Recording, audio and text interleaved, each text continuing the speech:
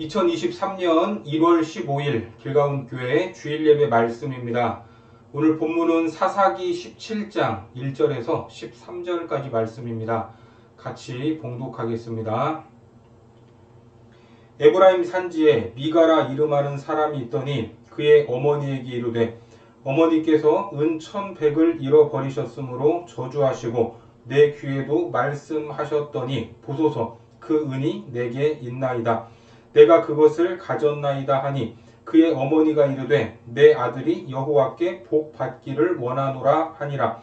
미가가 은 1,100을 그의 어머니에게 도로 주매 그의 어머니가 이르되 내가 내 아들을 위하여 한 신상을 새기며 한 신상을 부어 만들기 위해 내 손에서 이 은을 여호와께 거룩히 드리노라. 그러므로 내가 이제 이 은을 내게 도로 주리라. 미가가 그 은을 그의 어머니에게 도로 주었으므로 어머니가 그 은 200을 가져다가 은장색에게 주어 한 신상을 새기고 한 신상을 부어 만들었더니 그 신상이 미가의 집에 있더라. 그 사람 미가에게 신당이 있으므로 그가 에봇과 드라빔을 만들고 한 아들을 세워 그의 제사장으로 삼았더라. 그때에는 이스라엘에 왕이 없었으므로 사람마다 자기 소견에 옳은 대로 행하였더라. 유다 가족에 속한 유다 베들레헴에 한 청년이 있었으니 그는 레위인으로서 거기서 거류하였더라. 그 사람이 거주할 곳을 찾고자 하여 그 성읍 유다 베들레헴을 떠나가다가 에브라임 산지로 가서 미가의 집에 이르매 미가가 그에게 묻되 너는 어디서부터 오느냐 하니 그가 이르되 나는 유다 베들레헴의 레위인으로서 거류할 곳을 찾으러 가노라 하는지라. 미가가 그에게 이르되 내가 나와 함께 거주하며 나를 위하여 아버지와 제사장이 되라. 내가 해마다 은 10과 의복 1벌과 먹을 것을 주리라 하므로 그 레위인이 들어갔더라. 그 레위인이 그 사람과 함께 거주하기를 만족하게 생각했으니 이는 그 청년이 미가의 아들 중 하나같이 됨이라. 미가가 그 레위인을 거룩하게 구별하매 그 청년이 미가의 제사장이 되어 그 집에 있었더라. 이에 미가가 이르되 레위인이 내 제사장이 되었으니 이제 여호와께서 내게 복 주실 줄을 아노라 하니라. 오늘은 다 가졌지만 하나님은 없는 시대라는 제목으로 하나님 말씀 전하겠습니다. 우리는 지난 시간 삼손까지 해서 모두 12명의 사사들을 살펴봤습니다. 첫 번째 사사가 누구였는지 기억이 나십니까? 사사들의 모범이 되는 온니엘이었습니다. 그리고 마지막 12번째 사사, 이 삼손이라는 인류 역사상 전무후무한 능력을 받은 사람이었습니다. 하나님은 그 외에도 여자 사사였던 드보라를 포함해서 다양한 사사들을 이스라엘에 보내주셨지만 그들은 아무리 잘해도 몇십 년만 잠깐 반짝할 뿐 항상 제자리로 돌아왔습니다. 사사기에 반복되는 패턴이 있었죠. 하나님을 떠나 우상숭배와 죄악에 빠지게 되면 하나님은 이방 나라를 들어서 그들을 괴롭게 하셨습니다. 그러면 이스라엘은 하나님께 살려달라고 부르짖게 되고 그 기도에 사사를 보내주셔서 회복시키시고 그들은 하나님밖에 없다면서 또 얼마간 조용히 지내게 됩니다. 그리고 또 죄악과 우상으로 흘러가면 하나님은 또 징벌하시고 다시 부르짖고 그렇게 사사를 보내시고 다람쥐 쳇바퀴 돌듯 반복되는 패턴이 있었습니다. 그러다가 인간계에서는 그 유래를 찾아볼 수 없는 삼손이라는 인물까지 보내주셨지만 결국은 실패하고 말았습니다. 이제 어떤 사사가 더 필요하겠습니까? 이 정도로 보내주셨는데도 안 됐다면 더 이상의 사사는 아무런 의미가 없는 것이었습니다.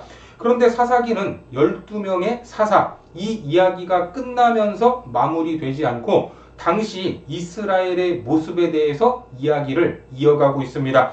그래서 사사기의 전체적인 구조를 보면 1장과 2장은 사사시대가 어떤 시대인가 그것을 규정하는 장입니다.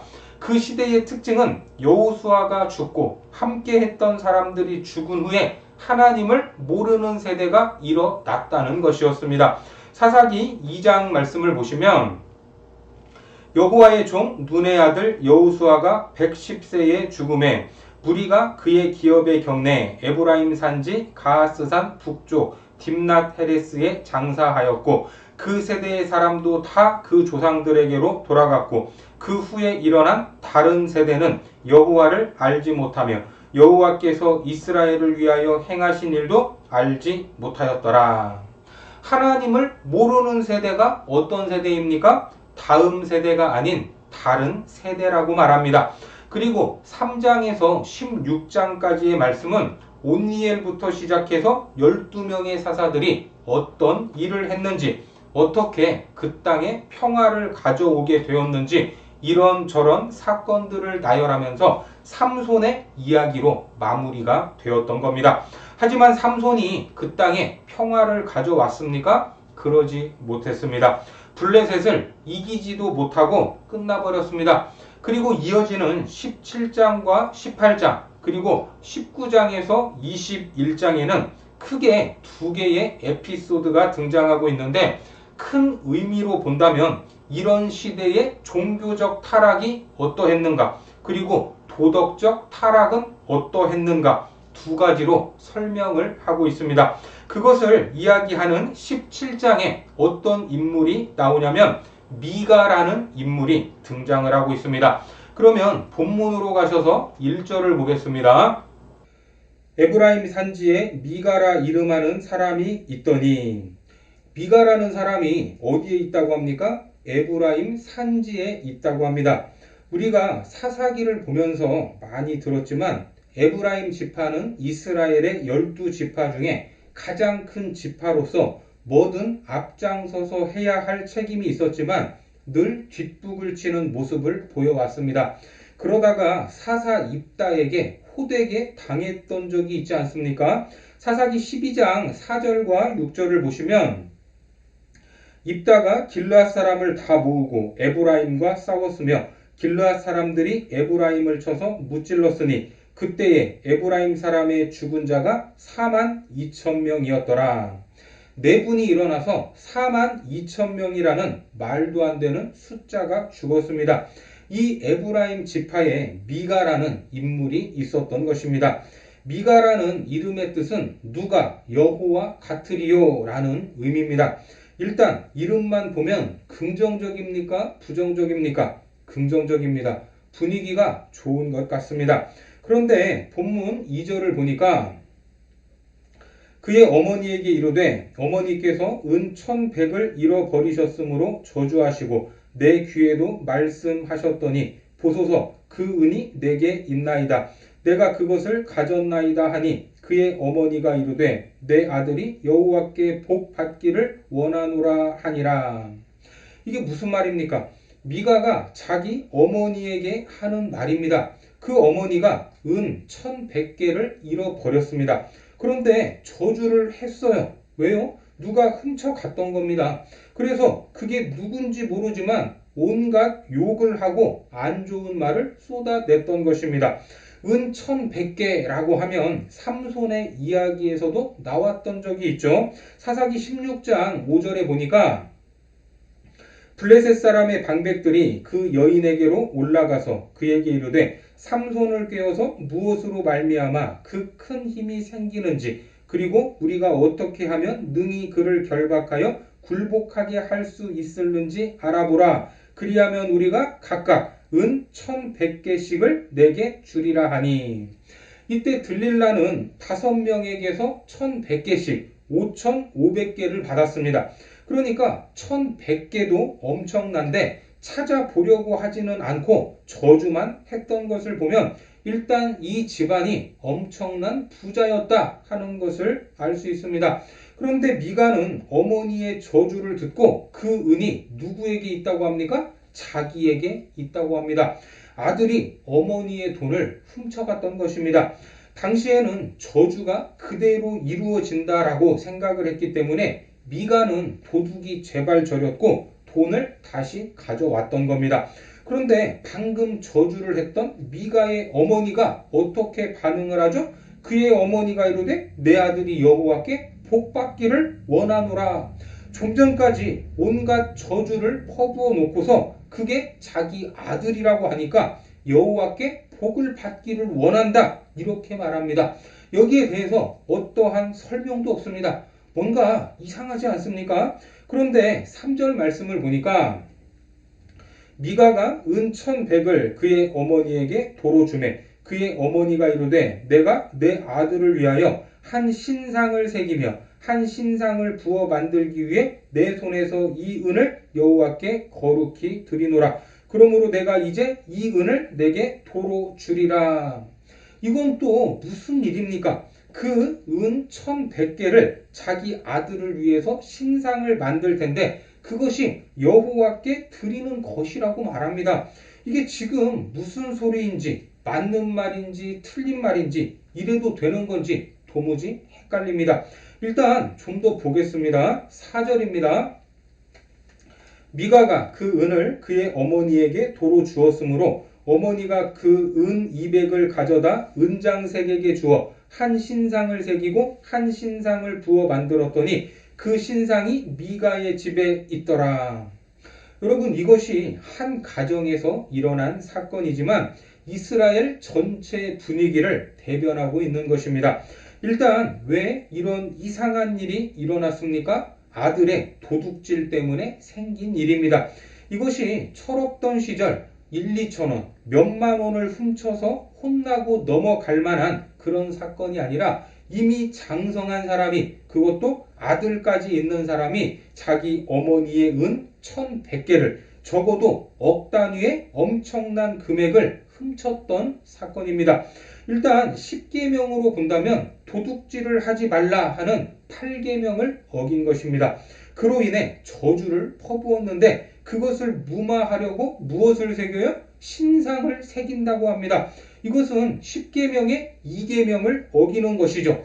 특히 신상을 새긴다라는 이 말 자체가 이스라엘 백성이 금송아지를 만들 때 사용되었던 단어와 같습니다. 결국 우상 숭배의 자리까지 가면서 10계명의 1계명까지도 어기게 되는 것입니다. 10계명이 1계명부터 10번째 계명까지 다 중요하지만 그 중요성으로 보자면 1계명과 2계명이 가장 중요한데 그것이 무너지고 있는 현장인 것입니다. 이뿐만이 아닙니다. 5절을 보니까 그 사람 미가에게 신당이 있으므로 그가 에봇과 드라빔을 만들고 한 아들을 세워 그의 제사장으로 삼았더라. 그 집에 신당까지 있었는데 거기에 뭘 만들었습니까? 에봇과 드라빔을 만들었다고 합니다. 에봇이 뭐죠? 이것은 하나님께 제사를 드릴 때 제사장이 입는 구별된 옷입니다. 그리고 드라빔은 개인이 품에 소지하고 다닐 수 있는 30에서 60cm 정도의 우상이었습니다. 그러니까 말은 여호와 여호와라고 하고 있지만 여호와만 섬기고 있는 것이 아니라 좋다고 하면 신상도 새기고 드라빔도 만들어서 뭐가 됐든지 하나만 걸려라 하는 이런 식의 신앙이었던 것입니다. 이것이 뭐죠? 종교 혼합주의입니다. 거기에다가 뭐까지? 아들을 세워서 제사장으로 삼았다고 말합니다. 여러분, 아무나 제사장을 할 수 있습니까? 아닙니다.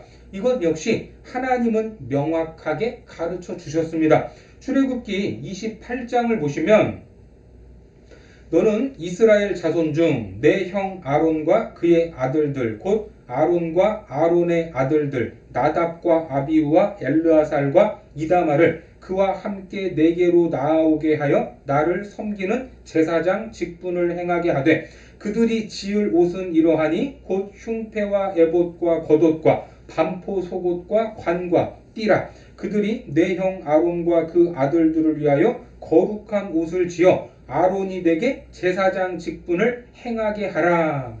하나님은 명확하게 제사장 직분을 행할 수 있는 사람은 아론과 그의 직계 자손이라고 하셨습니다. 그리고 제사장의 옷이 에봇이었습니다.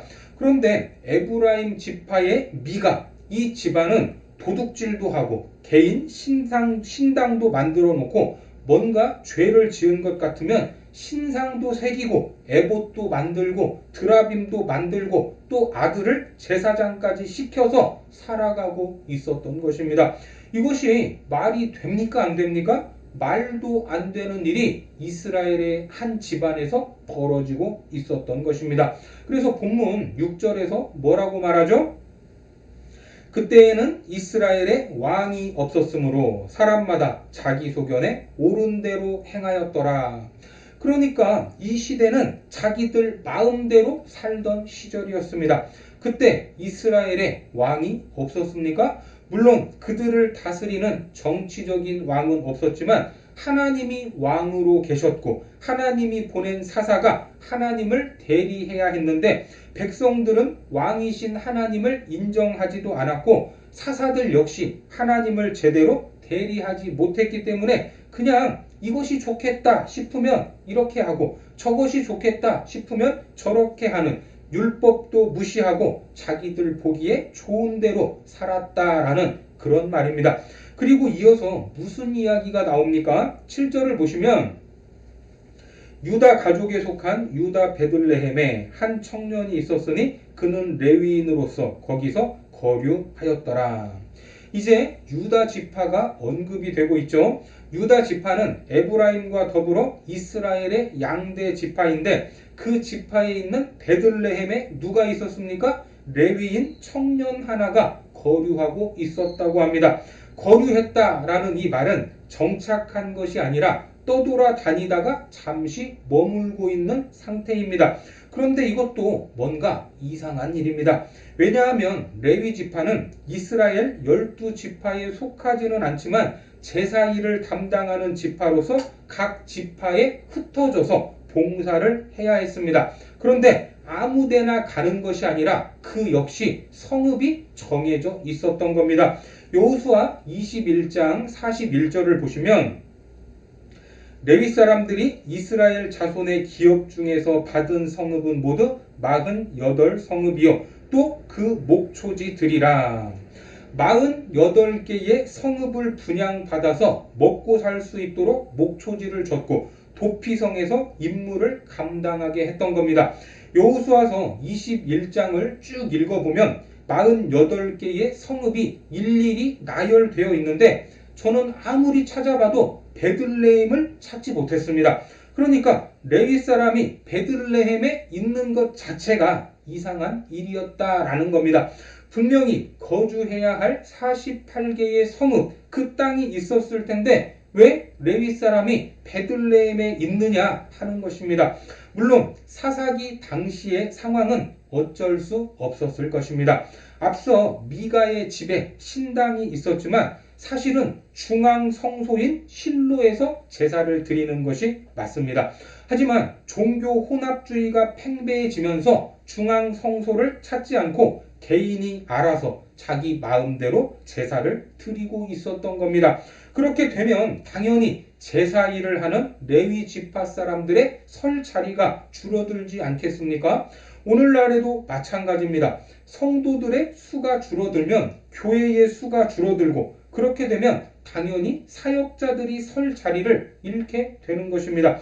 레위 사람들도 먹고 살아야 되는데 그것이 안 되니까 어쩔 수 없이 이리저리 떠돌아야 하고 자기를 찾는 곳에 잠시 거류했던 것입니다.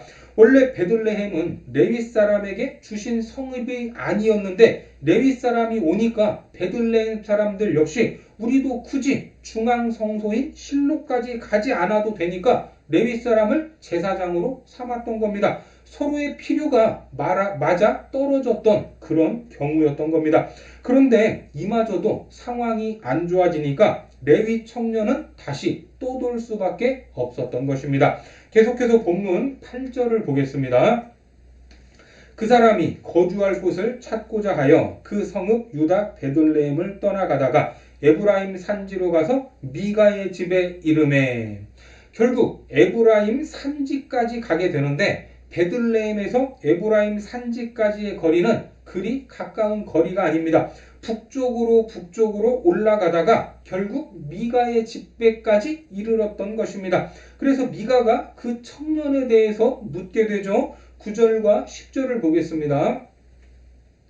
미가가 그에게 묻되 너는 어디서부터 오느냐 하니 그가 이르되 나는 유다 베들레헴의 레위인으로서 거류할 곳을 찾으러 가노라 하는지라. 미가가 그에게 이르되 내가 나와 함께 거주하며 나를 위하여 아버지와 제사장이 되라.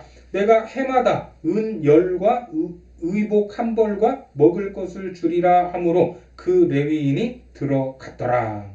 레위 청년의 이야기를 듣고 미가가 함께 거주하자는 제안을 합니다. 그러면서 아버지와 제사장이 되라고 하죠. 다시 말해서 미가가 그 청년을 제사장으로 임명한 것입니다. 여기에 연봉이 얼마라고 하죠? 은 10개입니다. 미가가 훔쳤던 은 1100개면 이 청년을 100년 동안 데리고 있을 수 있습니다. 그러니까 이것이 엄청난 돈이라는 것을 다시 확인할 수 있는 것이죠. 아무튼 미가의 집안에서 일어나는 일들은 하나같이 이상한 일입니다. 뭐 하나 상식적인 일이 없지 않습니까? 그리고 11절에 보니까 그 레위인이 그 사람과 함께 거주하기를 만족하게 생각했으니 이는 그 청년이 미가의 아들 중 하나같이 됨이라. 그 레위 청년의 입장에서는 아주 좋은 일자리를 얻은 겁니다. 재워주고 입혀주고 먹여주고 거기에다 돈까지 주니까 함께 거주하는 것이 만족스러울 수밖에 없었던 것입니다. 그래서 그런지 아버지와 제사장이 되라고 했는데 여기에서는 무엇처럼 됐다고요? 미가의 아들처럼 되었다라고 말합니다. 왜 그렇습니까? 미가에게 월급을 받는데 갈 곳 없는 나를 채용해 줬는데 아버지처럼 쓴소리를 할 수 있습니까? 그럴 수 없습니다. 그냥 미가가 먹여 살리는 아들처럼 살았다라는 말입니다. 그렇게 12절을 보니까 미가가 그 레위인을 거룩하게 구별하며 그 청년이 미가의 제사장이 되어 그 집에 있었더라. 그러니까 제사장처럼 일은 시작을 했지만 하나님의 말씀, 거기에 담겨있는 권위는 있을 수 없었던 겁니다. 오직 그 집안의 종교적인 일을 감당하고 복을 빌어주는 종교 서비스만 제공할 뿐이었습니다. 영적인 일을 하는 사람이 월급을 받고 종속되는 시대, 이것이 사사시대의 종교적 타락을 보여주는 전형적인 모습이었습니다. 그런데 이런 말도 안 되는 일을 아무렇지 않게 행하면서도 미가는 어떤 생각을 하고 있습니까? 13절을 보니까 이에 미가가 이르되 레위인이 내 제사장이 되었으니 이제 여호와께서 내게 복 주실 줄을 아노라 하니라. 레위인을 왜 세웠습니까? 원래는 자기 아들을 제사장으로 세웠는데 그래도 이제는 레위인을 세웠으니까 하나님께서 내게 복을 주실 것이다, 이렇게 여기는 것입니다. 처음부터 끝까지 자기 마음입니다. 여러분, 신앙이 어디에서부터 타락합니까? 사사시대가 왜 영적인 암흑기입니까? 먹고 사는데 큰 지장이 없었습니다. 은 1100개라는 큰 돈을 잃어버려도 큰 타격이 없었고 그 돈을 찾으니까 신상을 새기는 데 사용을 하고 우상 숭배하는 데 소진을 해버렸습니다. 이미 받았던 복으로 하나님을 섬기는 것처럼 보이는데 전혀 그렇지 않았던 것입니다.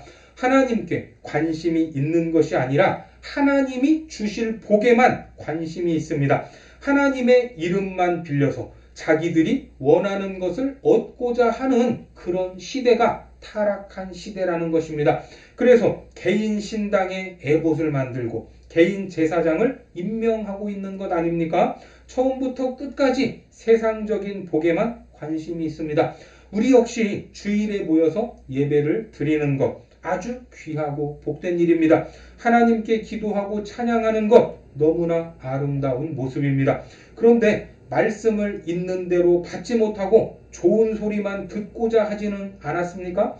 죄에 대한 지적 앞에서 회개하고 돌이키고자 하는 그러한 결단이 있으십니까? 내 기도에 온갖 세상적인 복만 구하고 있지는 않으십니까? 이미 받은 복은 있는데 그것을 하나님이 보시기에 아름답게 사용하고 계십니까?